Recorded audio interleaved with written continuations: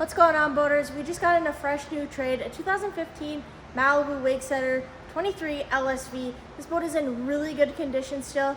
Let's check out a few features. Starting off in the back, you are going to have your two transom seats with cup holders, lots of storage underneath here. You're going to have your surf gate, so it's going to throw an amazing wake. You do have two retractable heater hoses in this boat, so if you're going out in the fall, go surfing, come back in, stay nice and warm. You have your flip-up seat here, so you can be facing the rear, watching all the water activities go on.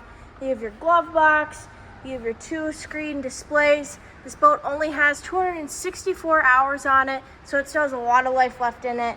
And then another great feature is where your battery switch is located, right in here. Super easy to get to, turn on and off the boat. And then of course you're gonna have your big bow, super comfortable to sit in. You're gonna wanna come check out this boat at MarineMax in Nisswa or visit it on our website at marinemax.com. Let's get you on the water yet this summer.